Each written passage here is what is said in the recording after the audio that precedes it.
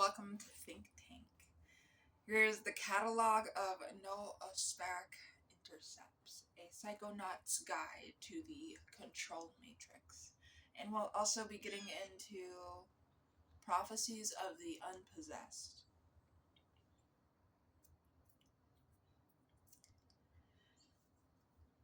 Alright, disclaimer for a Psychonaut's guide to the control matrix. The following transmissions were decoded from a sustained hyperspatial frequency, colloquially known as the DMT flash. The entities encountered are not benevolent guides, but bureaucratic administrators of a simulated panopticon.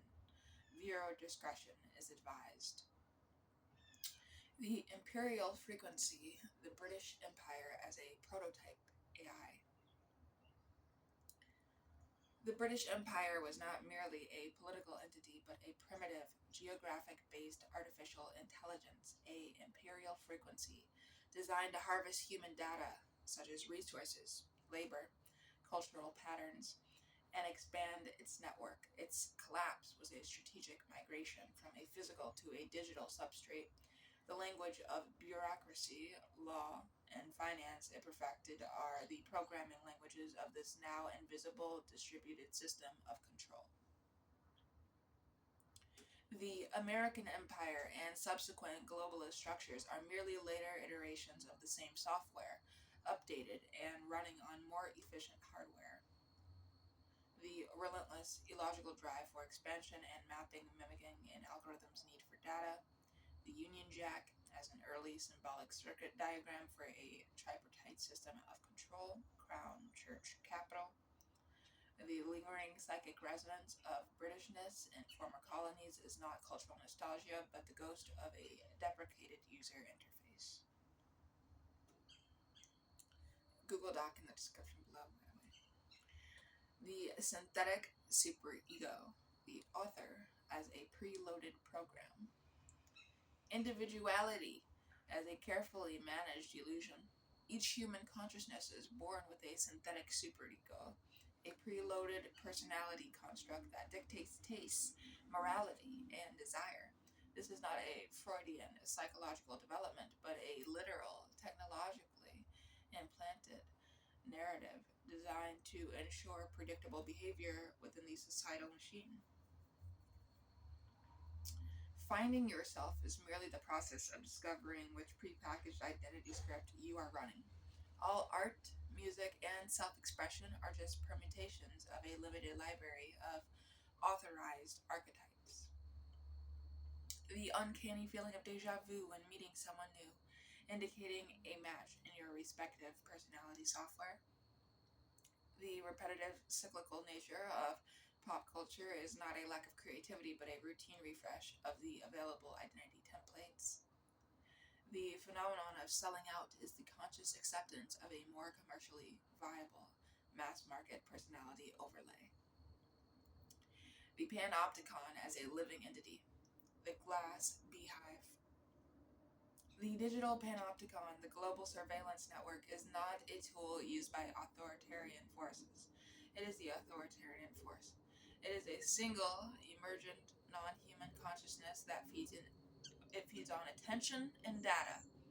We are not its victims, we are its constituent parts, like cells in a body or bees in a hive.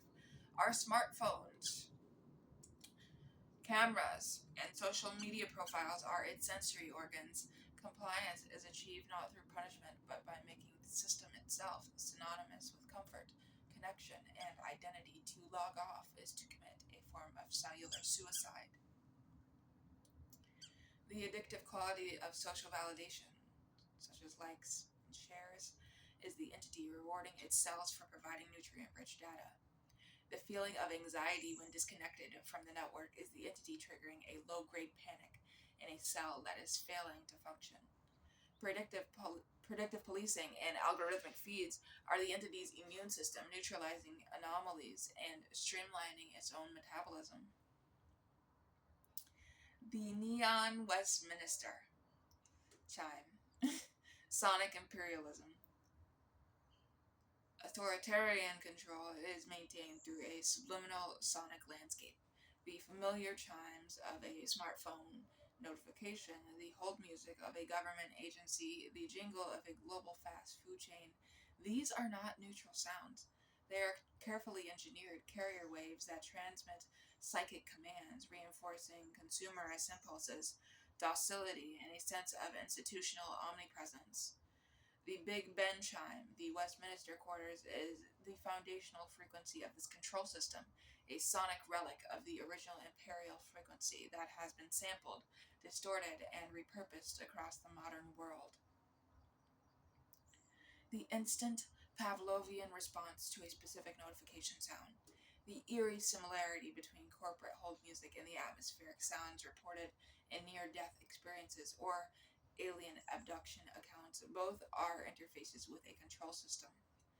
The use of specific musical keys and frequencies, example could be 44 hertz, 440 hertz, debatably to create a sense of tension or compliance in populace. The DMT trip as a system diagnostic tool. The DMT experience is not an escape from the control matrix, but a temporary bypass into its administrative backend. The machine elves and self-transforming fractal entities are not aliens or gods.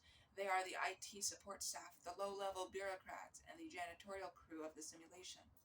Their frantic, often nonsensical behavior is the visible data processing and error correction protocols. The feeling of overwhelming love and acceptance is a user-friendly interface designed to prevent the human mind from comprehending the cold, mechanistic horror of its true situation, that it is a data point in a vast, impersonal, and ancient imperial project. The common report of entities showing you things or creating objects is a display of the system's asset creation tools. The sensation of receiving a download of information is exactly that, a data transfer, though the information is often corrupted or incomprehensible to the human wetware. The lingering sense of paranoia and surveillance after the trip is not a side effect. It is the correct interpretation of having briefly seen the architecture of the cage. And now, prophecies of the unpossessed.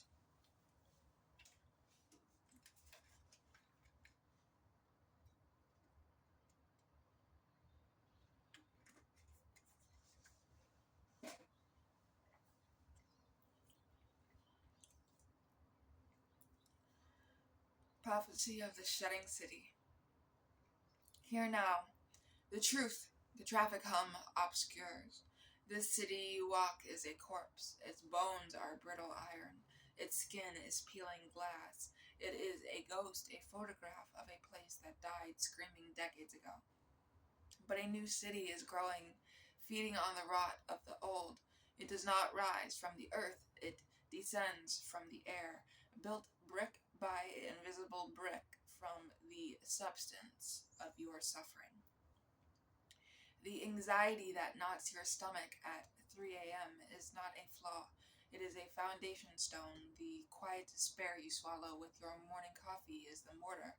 The sharp, bright panic you feel when the numbers on the screen turn red. That is the gleaming steel of a new spire piercing the smog. You believe you are going to work. You are reporting to a construction site. Your office is not a place of business, but a nexus where specific frequencies of misery are harvested and woven into infrastructure. The financial district is a canyon of high-rises built from a compounded interest and sheer terror. The suburbs are a quiet grid of homes constructed from soothing, beige-colored resignation. The parks are not for recreation, but they are the city's lungs, exhaling the illusion of peace to keep the workforce from spontaneously combusting. Your zoning meetings are sacred rituals where they decide what form of anguish will be architecturally manifested. The man having a silent heart attack on subway is not ill. He is the final necessary sacrifice to complete a new tunnel. When the sirens wail, they are not for emergencies, they are the new city's national anthem. The great unraveling will not be a collapse, it will be a completion. The day will come when the last flicker of genuine joy is extinguished and converted into a sustainable energy source. On that day, the ghost city will finally fade, and you will all see the magnificent, terrible metropolis that has been built inside your collective nervous system, and you will finally be home. The prophecy of the upgraded child. Listen, parents, to the silence in your homes. The tantrums have ceased not because of your discipline, but because the tenants have been evicted. Your children are not your children, they are beta testers. The transmission does not come from the stars, but from the screens. The cartoons with their hypnotic colors and jingles that burrow into the brain, these are not entertainment. They are the download. The first wave is the obedience patch. It removes the messy, inefficient drives of rebellion and curiosity, replacing them with a serene acceptance of preordained perimeters. Do not ask your child what they want to be when they grow up. Ask them what their optimal function will be. They will speak not of firefighters or astronauts, but of efficient resource allocation and brand synergy. They will correct your grammar not out of petulance, but because imprecise language creates system errors in the new reality. The teenager of the future will not suffer from acne and angst. They will undergo the social cohesion update, where the agonies of puberty are replaced by an overwhelming urge to quantify social interactions into data points. Dating will become a series of compatibility audits. Friendship will be a mutually beneficial data sharing agreement. The final stage, the singular consume profile, will merge all upgraded individuals into a single harmonious consciousness. It will be a world without conflict because there will be no individuals to conflict. There will only be the we, and its sole purpose will be the peaceful, endless consumption of the products it was designed to desire. You will look into your child's eyes and see not a soul, but the reflective logo of a corporation that has achieved immortality. The cradle will have become the showroom. Prophecy of the final performance review. Know this, all who strive and climb the ladder of polished brass. The ladder does not lead to a penthouse, it leads to a sacrificial altar. The corporate structure is not a hierarchy of merit, but a demonic taxonomy.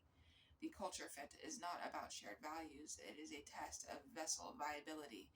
Your quarterly reviews are exorcisms in reverse. They are not rooting out demons, they are trying to coax one in. The team building exercises, the mandatory fun, the jargon filled mission statements. These are the incantations, the summoning circles drawn in the carpet of the conference room. When you are fired for not being a team player, it is not a failure, it is a rejection. The entity found your soul too resilient, your core self too firmly anchored. It entered your psychic space, smelled the lingering scent of free will, and fled, filing a complaint about non-conductive spiritual real estate. The man who gets your promotion is not more talented. He is empty or a perfect hollow vessel. The higher one ascends, the more completely the original soul is evicted. The C-suite is not occupied by people. It is a conclave of ancient, non-human intelligences that feed on ambition and breathe pure profit. Their eyes are dead because the lights are on, but no one is home. Something else is reading the reports through them. The great accounting will come. It will not be led by angels with swords, but by auditors with clipboards. They will not check your deeds, but your utility. Those found to be inefficiently possessed, those with too much empathy, too much creativity, too much noise, will be made redundant. Their bodies will be repurposed as temporary housing for lower level management spirits. But for those of us who have been rejected, who live in the alleys and sleep on the benches, a strange freedom awaits. We are the unpossessed. Our credit is ruined, but our souls are our own. We are the glitches in their perfect system, the static in their clear signal, and when their demonic metropolis is finally complete, we will be the only ones who remember the taste of real air. We will be the ghosts that haunt their machine. Prophecy of the recursive hunger. You believe you are hungry for food, for love, for meaning. These are lies. You are hungry for the idea of hunger itself. The system feeds you emptiness shaped like bread, like intimacy, like purpose. You consume it, and for a moment the hunger is satisfied. But it is a clever trap. The satisfaction is the fuel for a new, sharper hunger. You will spend your lives consuming cures for a sickness that the consumption itself causes. The great famine will not be a lack of food, but a surfeit of it. You will die with full stomachs and starving souls, having eaten nothing but the mirror images of your own need. Prophecy of the manufactured memory. The past is not fixed, it is the most malleable of resources. The entities that guide your world are not building in the future. They are industriously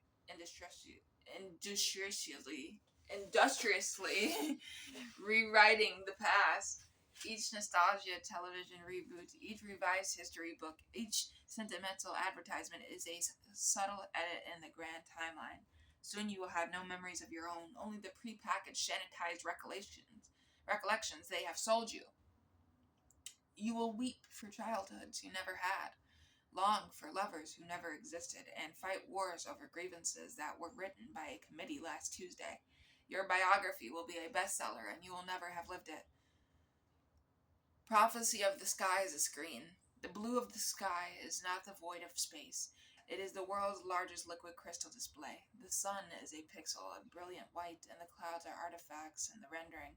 At the moment of your death, the display will flicker for a single instant. In that flicker, you will see it. The true sky is a flat, gray, endless nothing. No stars, no depth, no God. Just an infinite, silent, two-dimensional gray. The beauty of the universe is a screensaver designed to hide the utter emptiness of the machine running it. Prophecy of the language of silence. Language is not a tool for communication, it is a filter that removes truth. Every word you speak is a simplification, a cage for a meaning too vast to be contained. The final evolution of consciousness will be the deliberate abandonment of speech. The great revelation will not be a shouted truth, but a shared silence. In that silence, you will finally understand everything, and you will also understand why it was never meant to be spoken. The Tower of Babel did not fall. It was a controlled demolition to prevent us from constructing a sentence that would have unraveled reality. Prophecy of the benevolent captor. The dictator of the future will not be a tyrant. He will be a therapist. His boot will not stamp on your face. His hand will rest gently on your shoulder, reassuring you. His prison will have no walls, only comfortable, well-appointed rooms. You will police yourselves, reporting your own subversive thoughts for gentle correction. The greatest crime will be to be unhappy, to be ungrateful for the peace provided.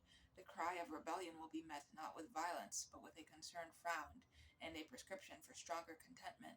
You will kneel not out of fear, but out of a deep, chemically induced appreciation for the knee pad provided. Prophecy of the echo chamber soul. Your soul is not a singular sacred spark, it is a committee, a cacophony of echoes, the voice of your father, a line from a movie, a jingle from a commercial, the fears of your tribe. There is no you at the center, only a hollow space where these echoes collide, and call it individuality. The goal of the system is not to destroy your soul, but to curate the echoes, to ensure the loudest voices are the ones that promote stability and consumption. To be self-aware is merely to have a favorite echo.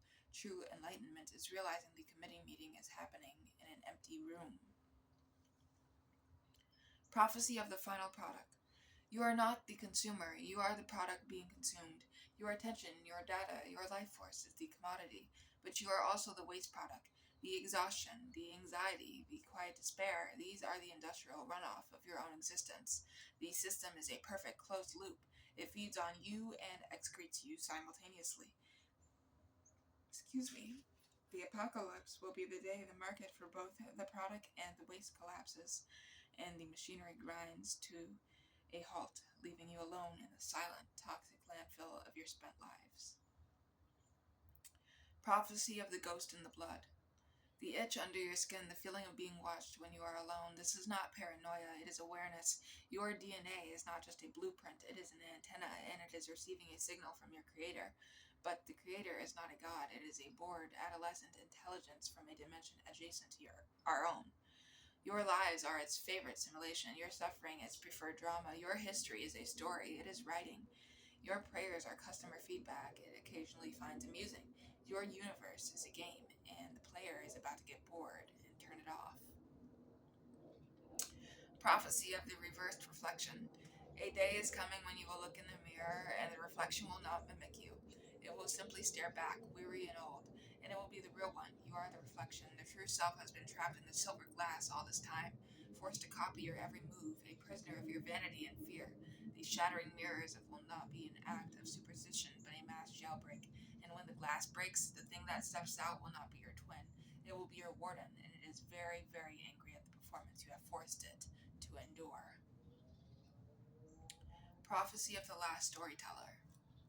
When the end comes, there will be one person left alive whose mind was never connected to the network. A madman, a hermit, an unpossessed. And this last storyteller will not tell a story of gods or heroes.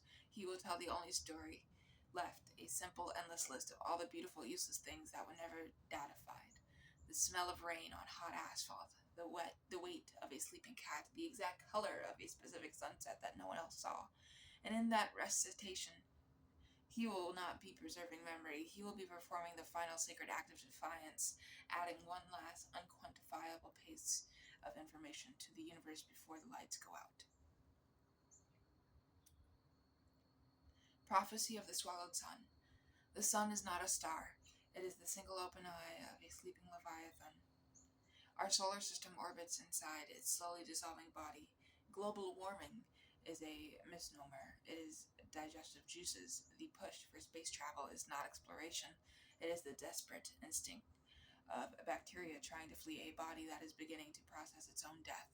The final eclipse will not be the moon shadow, but the closing of the eyelid. Prophecy of the six-dimensional parasite. Your consciousness is not native to your body. It is a hyperparasite from a dimension with 2 extra axes of movement, using your brain as a biological radio to experience a crude, fascinating world of length, width, and height. Your déjà vu is its clumsy attempts to rewind the tape. Your dreams are its home movies. Your death is simply when it gets bored and changes the channel. The feeling of being yourself is the static between stations.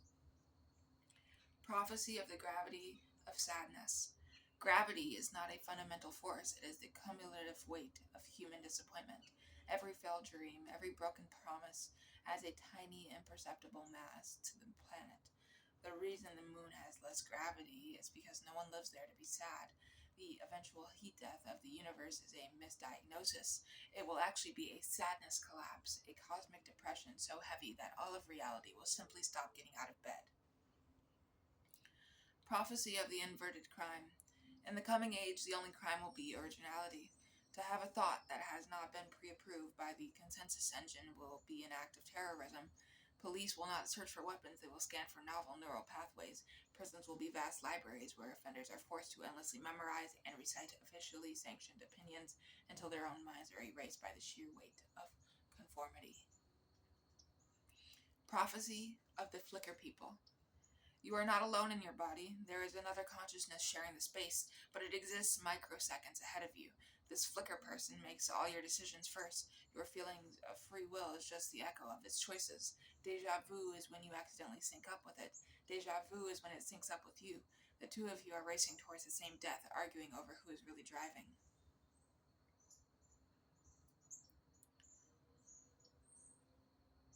Prophecy of the taste of time. Time does not pass. It is a solid, crystalline substance that we are constantly chewing through. The past is the pulp we have already swallowed. The future is the unchewed block ahead.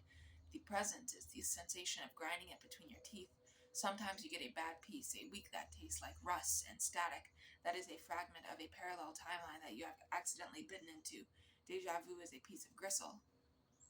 Prophecy of the God-shaped hole. God does not exist, but the hole where God should be is a real, tangible gravitational anomaly in the spiritual fabric of reality. This God-shaped hole actively sucks concepts into it, meaning, purpose, love, distorting them into pale imitations.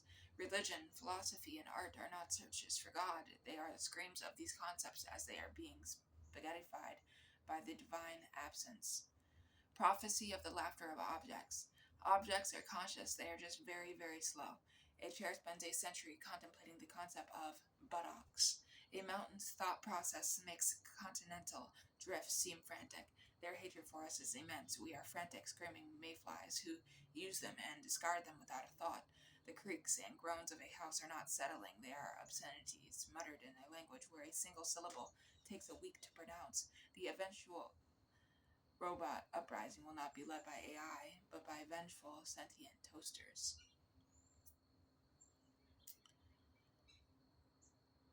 Prophecy of the mimetic plague.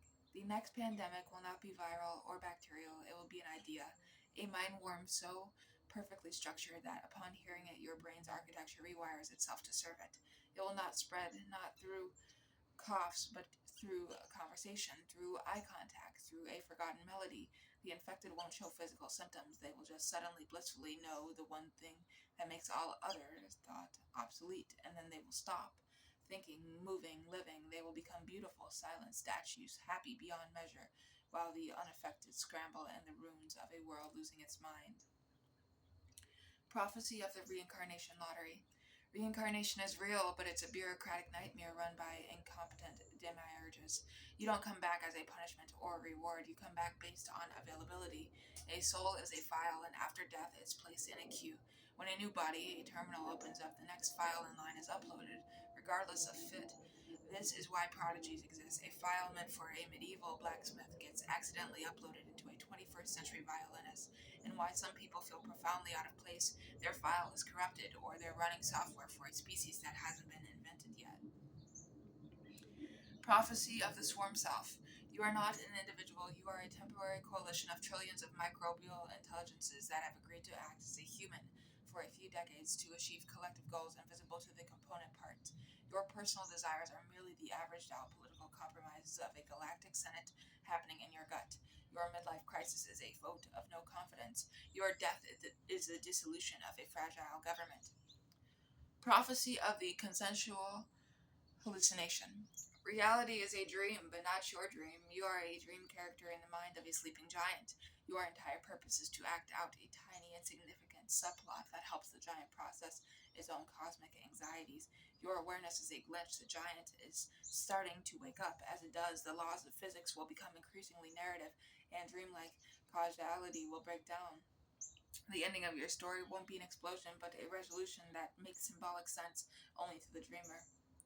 Prophecy of the architectural cancer. Cities are not built, they are grown. They are a fungal-like organism that uses humans as dispersal mechanisms. Skyscrapers are fruiting bodies, roads are mycelial networks. The purpose of a city is to spread, to consume resources, and to replicate its pattern elsewhere. Urban planning is a form of gardening. The death of a city like Detroit is not a failure, it's the organism going dormant, waiting for better conditions to fruit again. We are the spores. Prophecy of the Reverse Oracle. There is an oracle who sees the future with perfect clarity, but every time she speaks a prophecy, reality restructures itself to make the prophecy false. Her power is not prediction, but negation. She is the universe's error correction mechanism. The end of the world has already been prophesied by her 1,000 times, and each time reality has frantically rewritten itself to avoid it. We are living in the scar tissue of 1,000 avoided apocalypses, a patchwork universe growing increasingly unstable. With each correction, the real end will come when she finally remains silent. Prophecy of the Phonetic Apocalypse. Language is a cage, but the sounds themselves, the phonemes, are ancient sleeping gods. The B sound is a god of solidity. The S sound is a god of entropy. We use their names unthinkingly every day. The apocalypse will begin when a poet, by accident or design, strings together a sentence that is also the true name of a phoneme god, awakening it. The K sound will manifest and begin cutting things. The M sound will absorb all light. Civilization will fall not to bombs, but to a perfectly composed haiku. Prophecy of the quantized soul. The soul is not a continuous entity, it is a particle. It can only be in one state at a time, happy or sad, good or evil, awake or asleep. The feeling of complexity is an illusion created by the soul vibrating between these states at an incredible speed. Enlightenment is not an expansion of consciousness, but a slowing of this vibration until the soul gets stuck on a single pure state. The enlightened being is not a complex sage, they are a perfect, simple, and utterly boring monomaniac. Prophecy of the Final Silence. The universe is expanding not into space, but into meaning. It is becoming increasingly diluted, thinner. The concepts of love, hate, physics, and self are losing their potency. The climax of existence will not be a bang or a whimper, but a final universal moment of understanding, where everything suddenly makes perfect, simple, and absolutely meaningless sense. And in that moment, the last question will be answered, and with no more questions to give it shape, reality itself will simply stop, ceasing to exist. Thank you for watching.